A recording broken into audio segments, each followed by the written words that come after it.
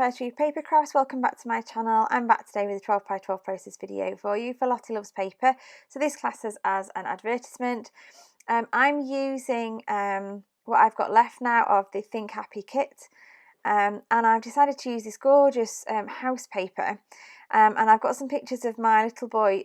We've visited Bewilderwood, which is like a fairy tale wood full of tree houses and elf houses and gnome houses and all sorts of things like that to explore. Fabulous place to go. You have to get there by boat as well, so there's a little boat right at the beginning. It's brilliant. So I decided I would use this house paper for that, because it was the pictures are of my son when there were houses in the trees, and that's the title I do eventually end up going with for this layout.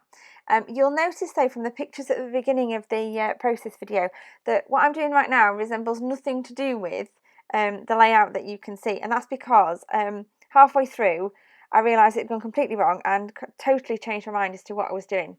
So my idea here was to use the house paper as the background, to spread purple acrylic paint on and have it like as a bit of an extra bit of textural background, and then have the photograph on top.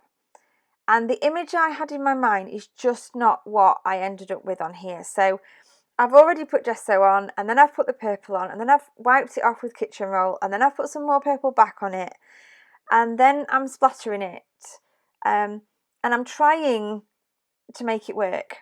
And I do go round and round and round in circles, and I think, you know, it's one of those mixed media-y things where I'm sure in the end it will look absolutely fine. Well, it didn't.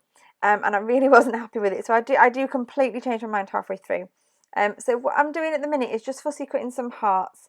They're from some of the 6x8 paper that came in the Amy Tangerine Slice of Life paper pad, and there were 5 green ones, so I've just fussy cut those because the predominant colours in the photographs are that purple and the green, which is why I did the purple background, and that's kind of the effect I was going for. So this acrylic paint as well, it took absolutely forever to dry. So in the end, I started sort of matting my photographs and deciding what I was going to do before the paint was actually dry. So I've printed these 2 photographs on my selfie. So I'm just trimming them down so that there is a small white border. But I mean, I normally chop them up and cut them in half so that they're separate. But I decided to leave them together for this particular one. Yeah, so I'm using some more of the paper from the Amy Tangerine Slice of Life 6x8 pad here. So I've got the black, I've got the green with the little yellow flowers on, and then I've got the black chevron-y type paper that you'll see me use in just a second. When I mat photographs, I do prefer to mat them wonky, not straight. I think it's just a personal thing. I like them to look a little less regular, and it kind of gives that impression that there's bits sticking out here, there and everywhere, and nothing's too sort of formal. So I'm bringing that piece of paper back now. I'm getting some adhesive foam and sticking the adhesive foam onto the back of the photographs, and at this point I did think the acrylic paint was nearly dry. I was wrong. It was not nearly dry. I ended up getting it on my hands, on all sorts. But whilst I was doing this, I thought I'd just, you know, have a play with the placement of these hearts. And I've got some little houses there that I got from my stash that I was thinking of using as well. But in the end, I do take them off and don't use them. And then I do decide at this point that my title is going to be Bewilderwood, and plop that on just underneath the photograph. It looks okay, but the paper's gone really wobbly and I'm just not sure about it. So then I kind of plod on, and I'm very determined at this point that this layout is going to work. And because I had this idea in my head and I'm absolutely determined that that's what I want it to look like and that's what I want to do, I keep kind of ploughing on regardless. And then I start sort of going through the stickers and seeing what's going to fit and what I could possibly use. Again, using all things, apart from the little houses, all things from the Think Happy kit. And then I kind of sit and I look at it, and I know I'm just not happy. So just trying to, I suppose I'm trying to find extra bits in the stickers that are going to cover up sufficiently that it gets rid of all the bits, the feel of it that I don't like. But it was at this point that I thought, do you know what, I really don't like this, it's not working. So I start picking everything back off again. There goes the title, and in a second I peel off I can't remember if I did I did the hearts first. Peel off the hearts, and then I peel off the photographs, and then I peel off the last few little sticky pads, and I decide, right, the only way I can possibly salvage what is left here is to fussy cut these little houses. So that's exactly what I do. Any that haven't got a splatter on, or any that haven't got any purple paint on, I fussy cut them. And I end up with a decent pile, actually, of little houses. Because I'm determined, I am not using these little houses, and I still want the theme, my idea is still in my head, just slightly changed. So I then pull out a sheet of black cardstock to have as my background. Again, going to remount the photographs on some adhesive foam,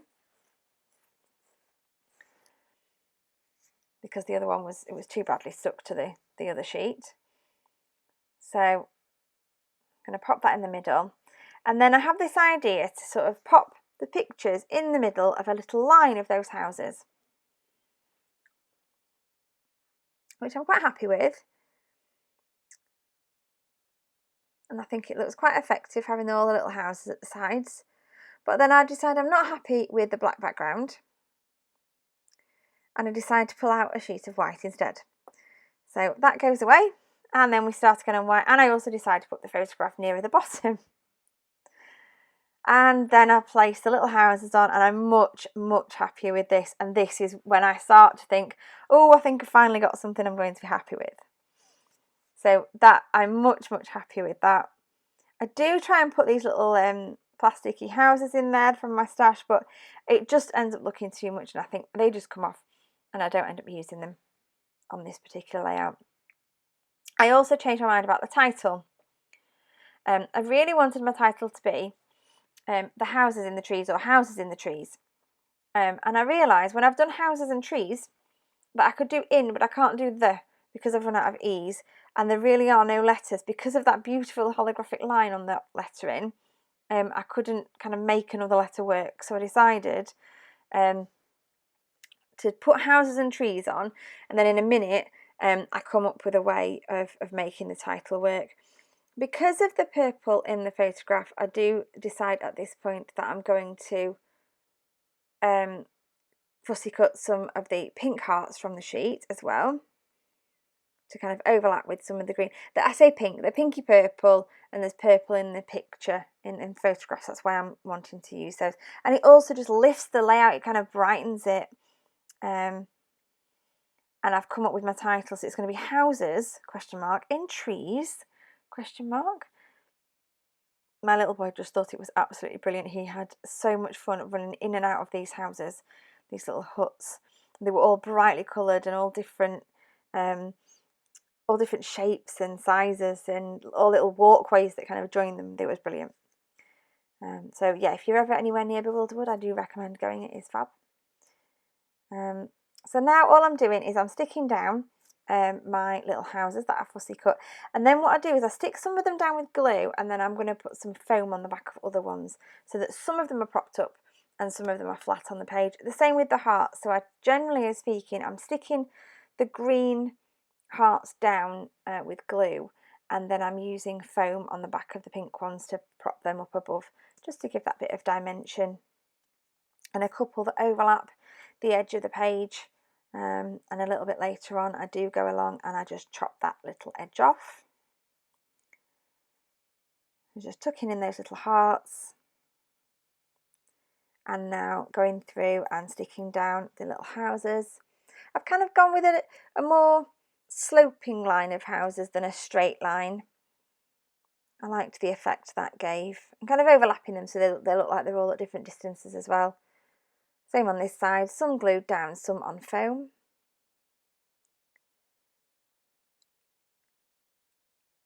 And then I am nearly done with the layout. I do then decide, I'm just chopping those little edges off, to go through my sticker sheets and see if there are any pieces of stickers that are going to work. So I found that little birdhouse, little heart there, the little acorns that were the pinky colour, which I thought were really nice. Little spotty stickers, just some nice colour, a little apple in the corner, and a little bunny rabbit. The bunny rabbit's really important. We were actually there at Bewilderwood, and it was Easter, and if you look really closely at the photograph, you will see that my son has his face painted to look like a bunny rabbit, so I had to fit that bunny rabbit on there. And that's about it for my layout. I know it looks nothing like what I started with, but I'm really happy with it in the end. And I've really enjoyed this whole process of making it work.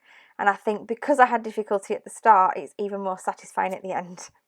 Thanks for watching. Bye for now.